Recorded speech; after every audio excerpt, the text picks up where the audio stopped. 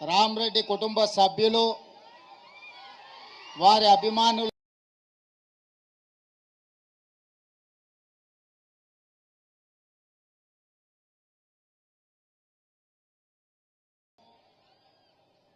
ఐదు పర్యాయాలు శాసనసభ్యుడిగా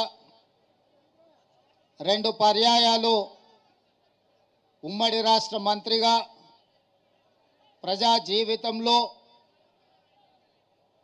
ఆస్తులను అన్నిటిని కరగబెట్టి నమ్మిన కార్యకర్తల కోసం జెండా మోసిన పార్టీ కోసం సర్వం త్యాగం చేసిన నాయకుడు రామరెడ్డి దామోదర్ రెడ్డి గారి సంతాప సభ ఈనాడు మన అందరికీ బాధాకరమైన అంశం. రాజకీయాలలో ఒక్కసారి ప్రజాప్రతినిధిగా ఎన్నికైతేనే ఆస్తులు కూడబెట్టే కాలం. కానీ 5 సార్లు శాసనసభ్యుడిగా 2 సార్లు మంత్రిగా పనిచేసిన రామరెడ్డి దామోదర్ రెడ్డి గారు వేలాది ఎకరాల భూములను నల్గొండ జిల్లాలోనే కాదు ఖమ్మం జిల్లాలో వారి తండ్రి నుంచి వారసత్వంగా వచ్చిన ఆస్తులను వారి అత్తగారి కుటుంబం నుంచి వచ్చిన వేలాది ఎకరాల వారసత్వాన్ని ఈ నల్గొండ జిల్లా ప్రజల కోసం త్యాగం చేసి ప్రధానంగా ఆనాడు ఈ జిల్లాలో రాజకీయ కక్షలు కార్పణ్యాలు రాజకీయ వివాదాలలో కార్యకర్తల మీద దాడులు హత్యాయత్నాలు ఇలాంటి విపత్కరమైన పరిస్థితులను ఎదుర్కొని కార్యకర్తలకు అండగా నిలబడి వేలాది మంది కాంగ్రెస్ పార్టీ కార్యకర్తలను నల్గొండ జిల్లాలో కాపాడి ఈ జిల్లాలో జెండాను నిలబెట్టిన నాయకుడు రామరెడ్డి దామోదర్ రెడ్డి గారు ఈనాడు మన మధ్యలో లేకపోవడం ఎంతో బాధాకరం.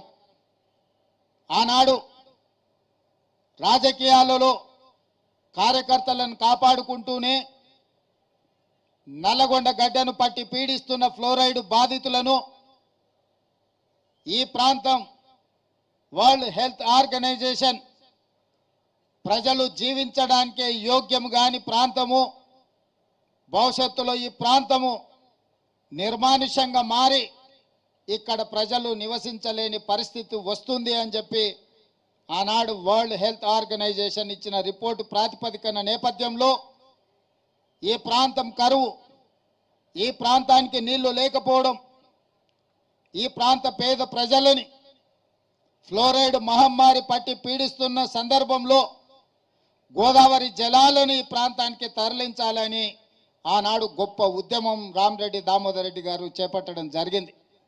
వారి ఉద్యమ నేపథ్యంలో మొట్టమొదటి ప్రధానమంత్రి తన ప్రాధాన్యతలో ఎడ్యుకేషన్ అండ్ ఇరిగేషన్ అనే పండిత్ జవహర్లాల్ నెహ్రూ గారు తీసుకొని శ్రీరామ్ సాగర్ ప్రాజెక్టును మొట్టమొదటి ప్రధానమంత్రి గారు చేపడితే ఆ ప్రాజెక్టు కాలక్రమేణా అటు కరీంనగర్ వరంగల్ ఇతర ప్రాంతాలకు నీళ్లు ఇస్తూనే నల్గొండ జిల్లాకు కూడా నీళ్లు ఇవ్వాలి, ఈ ప్రాంతాన్ని పట్టి పీడిస్తున్న ఫ్లోరైడ్ సమస్యను పరిష్కరించాలి, కరువుగా ఎడారిగా మారిన నల్గొండ జిల్లా సస్యశ్యామలం కావాలి, పచ్చని పంటలు పండాలి అని ఆనాడు 40 సంవత్సరాల క్రితమే ఎమ్మెల్యేగా ఎన్నికైన దామోదర్ రెడ్డి గారు ప్రజల కోసం కొట్లాడి ఆనాడు ప్రతిపక్ష పార్టీ చంద్రబాబు నాయుడు గారు ముఖ్యమంత్రి ఉన్నప్పుడు ఉద్యమాన్ని ఉవ్వెత్తున లేపి ఈ ప్రాంత ప్రజలందరినీ కూడగట్టుకొని ఆనాటి ప్రభుత్వం మీద ఒత్తిడి తీసుకొచ్చి ఎస్ఆర్ఎస్పి స్టేజ్ 2 ప్రాజెక్టును ఆనాడు రామరెడ్డి దామోదర్ రెడ్డి గారు సాధించి ప్రజల పక్షాన విజయం సాధించారు. ఆ తర్వాత పనులు జరగకపోగా తిరిగి కాంగ్రెస్ పార్టీ అధికారంలోకి వచ్చిన తర్వాత మళ్ళీ ఒత్తిడి తీసుకొచ్చి రామరెడ్డి దామోదర్ రెడ్డి గారు ఈ ప్రాంతానికి గోదావరి జలాలను తరలించడంలో వారు క్రియాశీలక పాత్ర పోషించారు. ఈ నియోజకవర్గం రిజర్వ్ కానంత వరకు ఈ ప్రాంత ప్రజాప్రతినిధిగానే కాదు, ఈ ప్రాంత ప్రజలకు ఎప్పుడూ ఒక కుటుంబ సభ్యుడిగా వారు అండగా నిలబడ్డారు. సామాన్యంగా ఆ నియోజకవర్గంలో ఎన్నికల్లో పోటీ చేయకపోతే మనం ఆ నియోజకవర్గాన్ని వదిలి ఇతర ప్రాంతాలకు పోతే ఆ ప్రజలకు అందుబాటులో ఉండే పరిస్థితులు ఈనాటి రాజకీయాలలో లేవు. కానీ రామరెడ్డి దామోదర్ రెడ్డి గారు సూర్యాపేటకు ప్రాతినిధ్యం వహించిన సూర్యాపేట ప్రాంతంలో వారు ఎమ్మెల్యేగా గెలవకపోయినా తుంగతుర్తి ప్రాంతానికి సంబంధించిన ప్రతి కార్యకర్తకు అండగా నిలబడి ఈ ప్రాంతాన్ని ఎన్నడూ వదులుకోలేదు.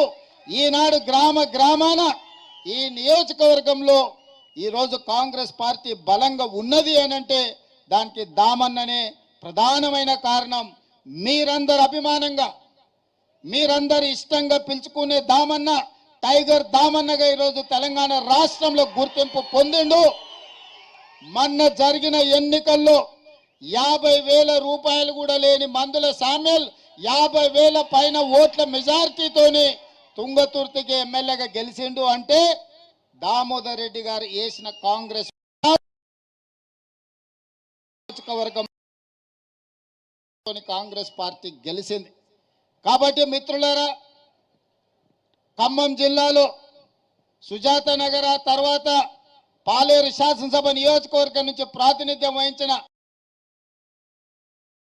అదే విధంగా ఈ ప్రాంతం నల్గొండ జిల్లాలో ప్రాతినిధ్యం వహించిన రామరెడ్డి దామోదర్ రెడ్డి గారు 2 జోడెద్దుల్లాగా కాంగ్రెస్ పార్టీ జెండాను మోసిన నాయకులు. ఆ కుటుంబానికి నేనే కాదు, సోనియా గాంధీ గారు, మల్లికార్జున్ ఖర్గే గారు,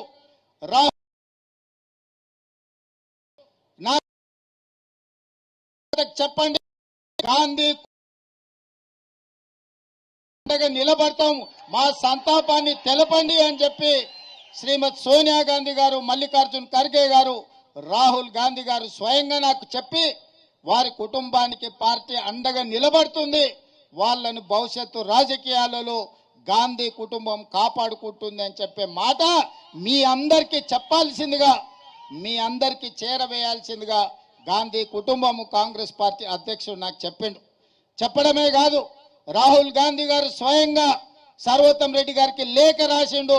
దామోదర్ రెడ్డి గారు చచ్చిపోయిన సందర్భంగా సంతాపాన్ని తెలుపుతూ రాహుల్ గాంధీ గారు సర్వోత్తంకు లేఖ రాయడం జరిగింది. కాబట్టి మిత్రులారా, ఈ వేదిక మీద నుంచి 2 అంశాలలో స్పష్టంగా మీ ముందు ఉంచదలుచుకున్నాను. ఏఐసిసి ఆదేశాల ప్రకారం భవిష్యత్తులో ఏ అవకాశం వచ్చినా రాజకీయంగా రామరెడ్డి దామోదర్ రెడ్డి గారి కుటుంబాన్ని ఆదుకునే బాధ్యత కాంగ్రెస్ పార్టీ తీసుకుంటుంది. పెద్దలు హనుమంతరావు గారు, హనుమంతరావు గారు యూత్ కాంగ్రెస్ అధ్యక్షుడిగా ఉన్నప్పుడు నాకు తెలిసి దామన్న ఆనాడు కోశాధికారిగా ఉన్నాడు. యూత్ కాంగ్రెస్ అధ్యక్షుడిగా హనుమంతరావు గారు ఉన్నప్పుడు ఈరోజు వాళ్ళ అధ్యక్షుడు ఇంకా మన మధ్యలో బలంగా గట్టిగా బల్లగుద్ది వాదించే నాయకుడిగా కాంగ్రెస్ పార్టీలో విహెచ్ గారు ఉన్నారు. దామోదర్ రెడ్డి గారి కుటుంబానికి అవసరమైనప్పుడు హనుమంతన్న కూడా మనకు అండగా నిలబడతాడు. కాబట్టి మిత్రులారా, వారి కుటుంబానికి రాజకీయపరమైన అవకాశాలు గాంధీ కుటుంబం తప్పకుండా కల్పిస్తుంది. గాంధీ కుటుంబం ఇచ్చిన హామీని ఈ వేదిక మీద నుంచి మీకు అందరికీ నేను తెలియజేస్తున్నాను.